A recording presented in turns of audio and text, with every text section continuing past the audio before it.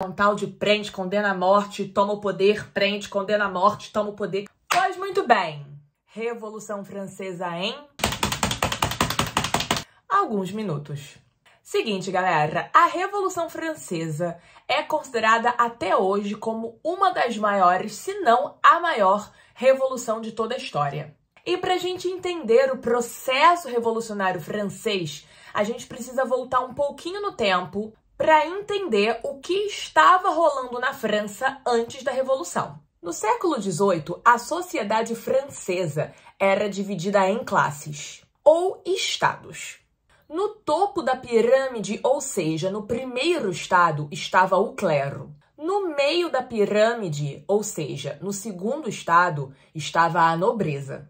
E na base da pirâmide, ou seja, no terceiro estado, estavam os camponeses, a burguesia e os sans-culottes. Com isso em mente, você precisa entender que nessa época a França vivia uma grave crise econômica, provocada por gastos elevadíssimos e também desnecessários.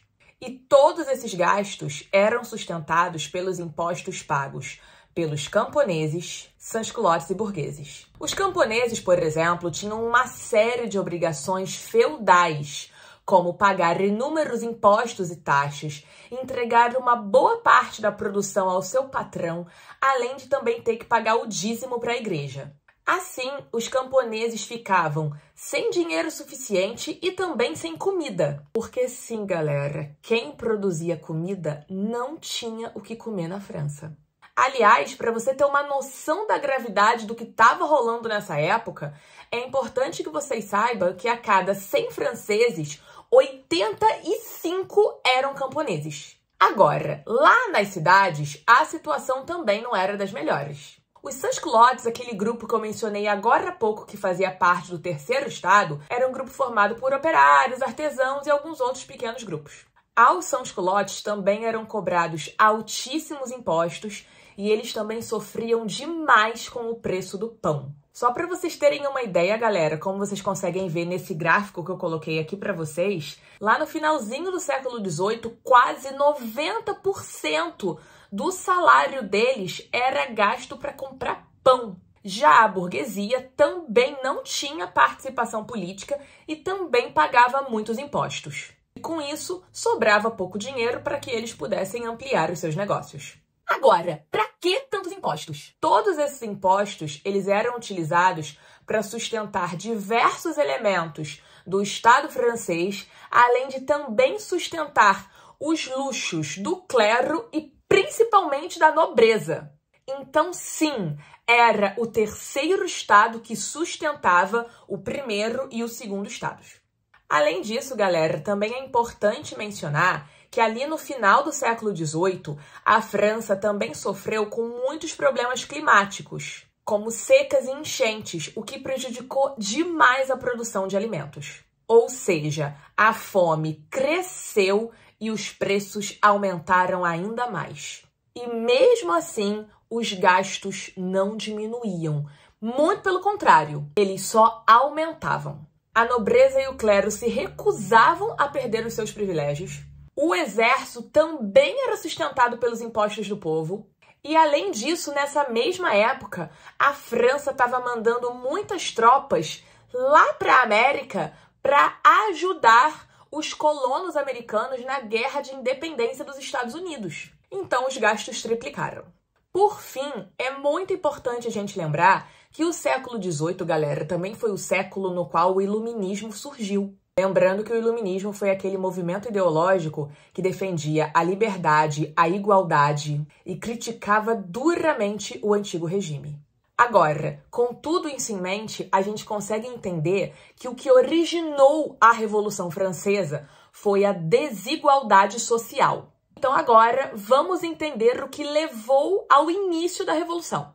Bom, por conta dessa crise generalizada que eu acabei de explicar para vocês, foi convocada a Assembleia dos Estados Gerais. A ideia dessa Assembleia era ouvir o povo, ouvir as demandas e levar todas elas para o rei francês, que na época era o Luís XVI. Só que é importante vocês lembrarem que a França era um país absolutista. Então, assim, o povo podia até falar nessas assembleias quais eram as demandas, mas no final das contas, quem que ia decidir tudo era o Luís XVI. Porém, no decorrer da Assembleia dos Estados Gerais, ficou claro que o clero e principalmente a nobreza não queria de jeito nenhum abrir mão dos seus privilégios para tentar resolver essa situação da França. E detalhe, na Assembleia a votação era por estado, não por indivíduo. Então o primeiro estado e o segundo estado sempre se juntavam e assim conseguiam derrotar qualquer demanda sugerida pelo terceiro estado.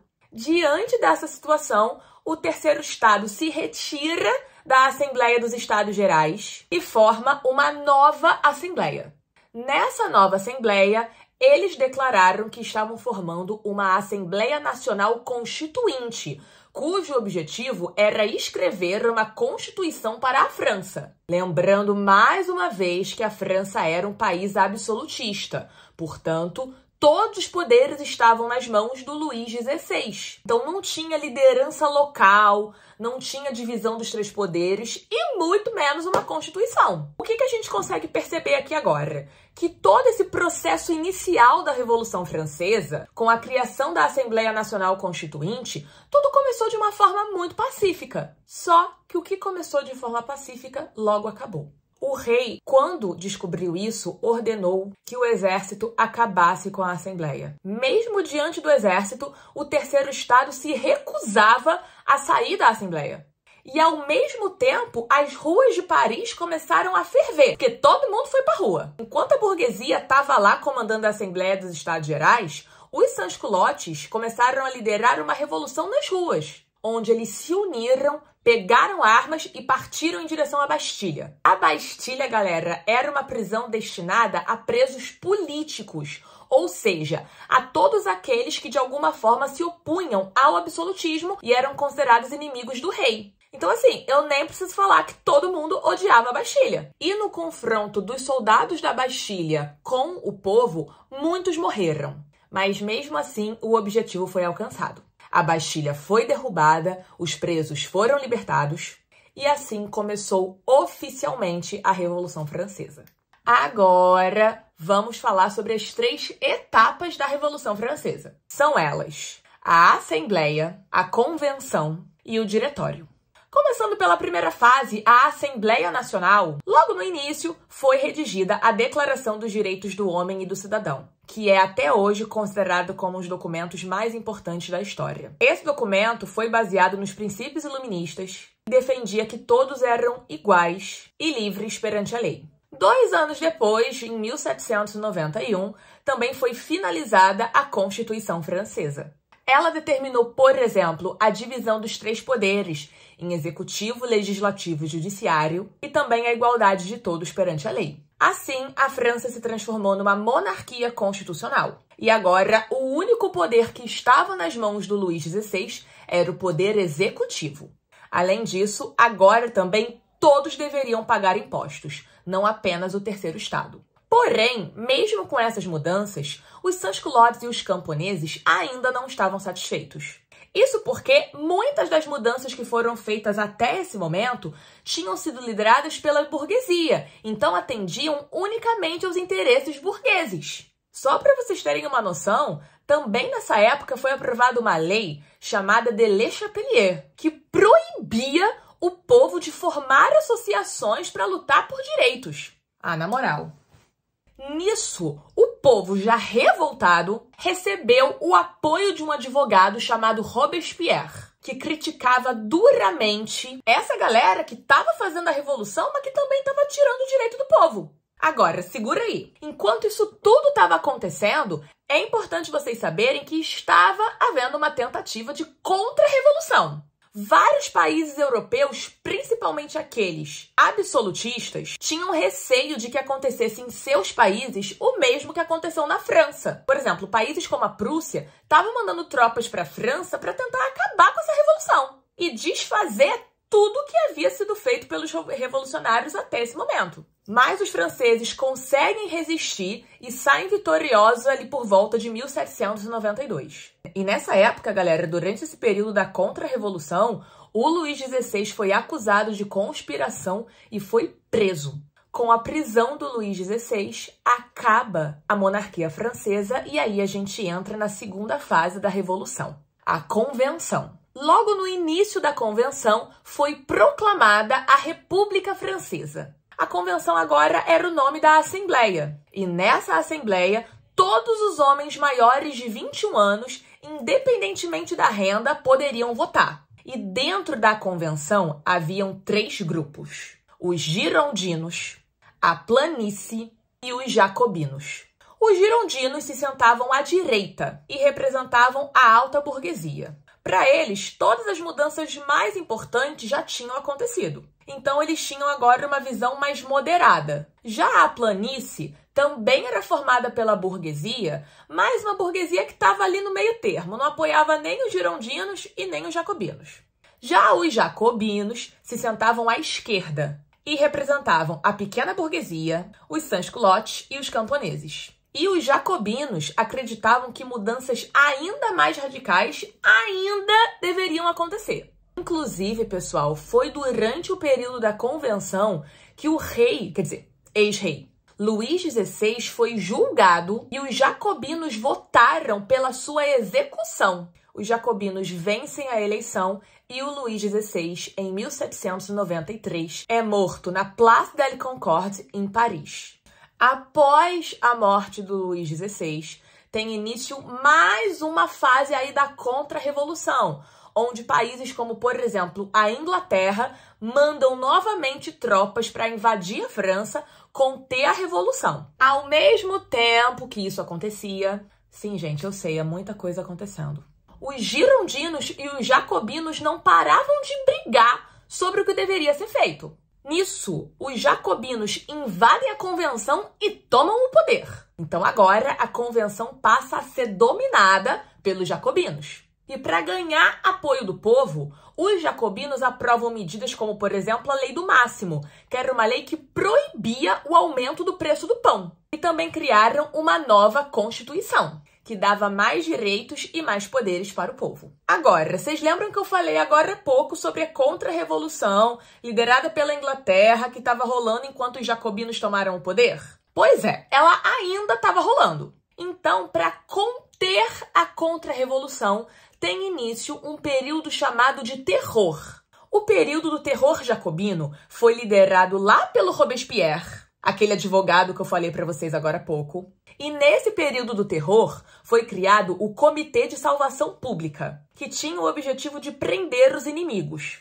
Além da prisão, muitos foram condenados à morte. Ainda no período do terror, também entrou em vigor a Lei dos Suspeitos. E essa lei dava o direito aos jacobinos de prender qualquer pessoa, homem ou mulher, que fosse suspeito de conspirar contra a revolução. Então assim, galera, com essa lei dos suspeitos, qualquer pessoa, sendo culpada ou não, podia ser presa. Então, gradativamente, o Robespierre e os jacobinos começaram a perder apoio e por isso ficaram isolados. Se aproveitando dessa situação, os girondinos tomam o poder, prendem e condenam Robespierre e seus seguidores à morte. Essa ação, esse golpe jacobino, ficou conhecido como Nove Thermidor ou Reação Thermidoriana. Com isso, acaba o período do terror, a convenção é dissolvida e a gente entra na terceira fase da Revolução Francesa, o Diretório. Agora, durante esse período do Durante esse período do Diretório, os jacobinos foram duramente reprimidos e perseguidos. Todas as medidas jacobinas tomadas durante a Convenção foram revogadas pelos girondinos. E também foi criada uma nova Constituição, que estabeleceu o voto censitário, ou seja, o voto por renda. Em outras palavras, só os ricos votavam. Mas mesmo com isso tudo, a guerra não parou. Muita gente ainda não admitia o que estava acontecendo na França. Principalmente esses outros países absolutistas que eu já mencionei para vocês, como a Inglaterra, a Prússia. E mesmo tomando o poder, os girondinos viviam um período de muita instabilidade. E eles não conseguiam o apoio que precisavam. Tanto que, se aproveitando dessa situação, alguns apoiadores dos jacobinos tentam tomar o poder mais uma vez. através da conspiração dos iguais, mas o movimento foi reprimido. Nesse momento de tensão generalizada, muita gente começou a defender a ideia de que somente uma ditadura poderia solucionar os problemas da França. E com isso, muitos começam a defender a ideia de que uma pessoa era a ideal para cumprir esse papel. E quem era essa pessoa? Napoleão Bonaparte. O Napoleão era um grande general do exército francês. Só para vocês terem noção, o Napoleão chegou à patente de general com 24 anos. Eu, com 24 anos, não sabia fazer arroz. Se bem que eu tô com 30 e ainda não sei. O Napoleão, então, era apoiado pela maior parte do diretório e também pela burguesia. Com todo esse apoio, o Napoleão, então, lidera um golpe que ficou conhecido como Golpe de 18 Brumário, que acaba com o diretório, coloca fim à Revolução Francesa e dá início a uma nova fase da história da França, a Era Napoleônica. Mas isso é um assunto para outra aula. Então é isso, pessoal. Eu espero que vocês tenham gostado dessa aula. Se você gostou, deixa o seu like nesse vídeo, se inscreve no canal se você ainda não é inscrito e ativa o sininho também para você não perder as notificações de quando eu postar algum vídeo novo. Lembrando que nessa semana os vídeos do canal saem na segunda-feira e também na quinta-feira. E também não deixa de compartilhar esse vídeo com outros jovens. Além disso, também me segue nas outras redes sociais. O arroba tá aqui na descrição do vídeo, tá? Pra você poder acompanhar o que eu posto por lá também. Eu sempre posto bastante coisa. Pra fechar, na descrição do vídeo, eu também deixei um link pra vocês poderem acessar um mapa mental bonitão que eu fiz pra vocês sobre a Revolução Francesa. A gente se vê na próxima. Beijos históricos!